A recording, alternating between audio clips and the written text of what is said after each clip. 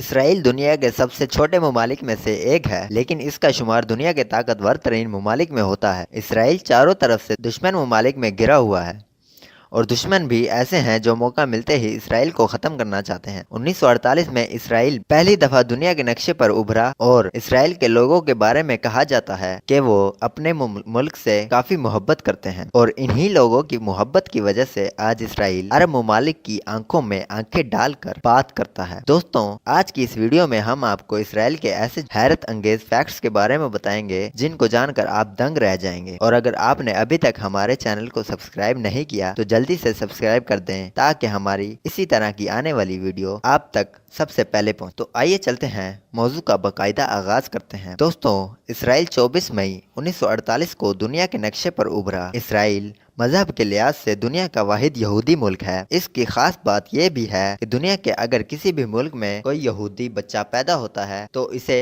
Automatically اسرائیل کی nationality مل جاتی ہے، یعنی دنیا میں کوئی بھی یہودی بچہ پیدا ہوتا ہے یا موجود ہے تو اس کے پاس اسرائیل کی نیشنلٹی موجود ہے۔ نیشنلٹی ملنے کا مطلب یہ ہے کہ وہ بچہ جب چاہے اسرائیل میں جا کر رہ سکتا ہے اور واپس بھی آ سکتا ہے۔ آپ اس سے بھی اندازہ لگا سکتے ہیں کہ اسرائیل اپنے ماننے والے مذہب کے لوگوں کے کس قدر قریب ہے۔ اس کے علاوہ موجودہ اسرائیل کی زبان ہیبریو ہے۔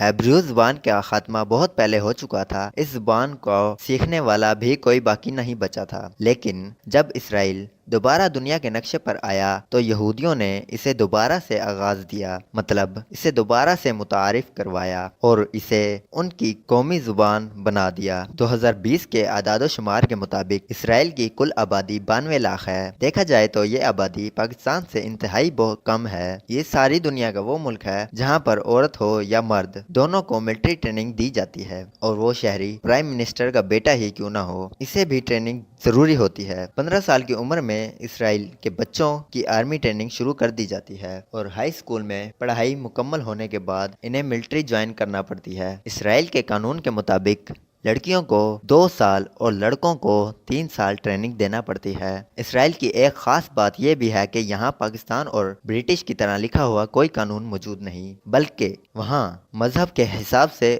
اور لوگوں کے شوق کے مطابق قانون بدلتے رہتے ہیں۔ آپ نے سائیکل تو ضرور چلایا ہوگا، لیکن کیا آپ نے سائیکل چلانے کے لیے لائسنس بنوایا ہے؟ یقیناً نہیں بنوایا ہوگا، لیکن اسرائیل دنیا کا وہ واحد ملک ہے جہاں آپ کو سائیکل چلانے کے لیے لائسنس بنوانا پڑتا ہے۔ اس کے علاوہ اسرائیل دنیا کے 9 ممالک میں سے ایسا ملک ہے جس کے پاس ایٹمی ہتھیار اور سیٹلائٹس موجود ہیں۔ اسرائیل کی آرمی دنیا کی چوتھی طاقتور آرمی مانی جاتی ہے، اور ان کے مطابق ان کی آرمی اس قدر طاقتور ہے کہ جب 1976 میں اس کا جہاز ہائی جیک ہو کر یوگنڈا پہنچا تو اسرائیل کی حکومت کی منظوری پر آپریشن تھنڈر بولٹ شروع کیا گیا، اور اس آپریشن کی مدد سے اسرائیل نے صرف 90 منٹ میں اپنے شہریوں کو بازیاب کروا لیا تھا۔ اور یہ دنیا کا وہ واحد ملک ہے جو پورے کا پورا آٹومیٹک بیلسٹک میزائل سے لیس ہے، مطلب اگر کوئی دشمن اس پر میزائل حملہ کرے گا تو یہ میزائل کو اپنے شہر تک پہنچانے سے پہلے ہی فضا میں تباہ کر دے گا۔ ہتھیاروں میں نہیں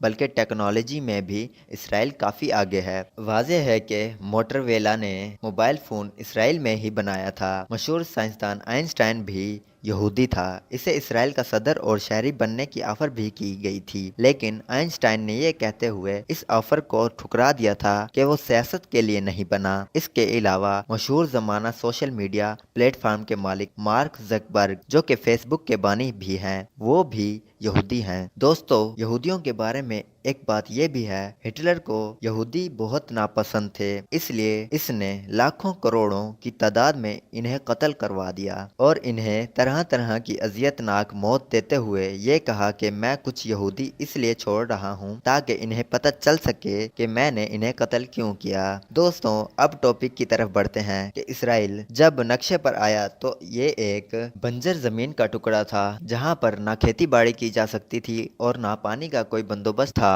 لیکن بہت جلد اسرائیل ٹیکنالوجی کی وجہ سے سب سے آگے نکل گیا کہ آج یہ اپنی ضرورت کی 93% کھاد پیدا کرتا ہے۔ اور اس کے علاوہ سمندر کے پانی کو صاف کر کے پیتا ہے اور دوسری چیزوں کے استعمال میں لاتا ہے۔ اسرائیل میں صرف 40 بک سٹور ہیں کیونکہ یہاں پر حکومت ہر شہری کو کتابیں مہیا کرتی ہے۔ دلچسپ بات یہ ہے کہ اسرائیلی چھپنے والی ہر کتاب کی ایک کاپی ان کی نیشنل یونیورسٹی میں ضرور رکھی جاتی ہے، جبکہ اسرائیل کا سمندری کنارہ 273 کلومیٹر ہے۔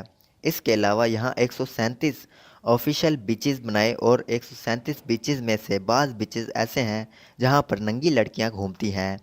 یہاں لڑکیوں پر کوئی روک ٹوک نہیں، لڑکیاں یہاں اپنی مرضی کر سکتی ہیں۔ دوستوں، اسرائیل اپنی خفیہ ایجنسی موساد کی وجہ سے بھی مشہور ہے۔ اسرائیل کی ایجنسی موساد دنیا کی خطرناک انٹیلیجنس میں سے ایک مانی جاتی ہے۔ موساد کے بارے میں مشہور بات یہ بھی ہے کہ اگر آپ اس کی نظر میں ایک دفعہ بھی آ گئے تو انٹیلیجنس آپ کو دنیا کے کسی بھی کونے سے ڈھونڈ لے گی۔ 1972 میں جرمنی کے اولمپک گیم میں اسرائیل کے 12 کھلاڑیوں کو قتل کر دیا گیا تھا۔ اب اسرائیل کے پرائم منسٹر نے آپریشن بیچس نمبر شروع کر دیے اور موساد کو کہا تھا کہ ہمارے کھلاڑیوں کو مارنے والا ایک شخص بھی زندہ نہیں بچنا چاہیے، لہٰذا اگلے 22 سال میں موساد نے اس حملے میں شامل ایک ایک شخص کو چن چن کر مار دیا۔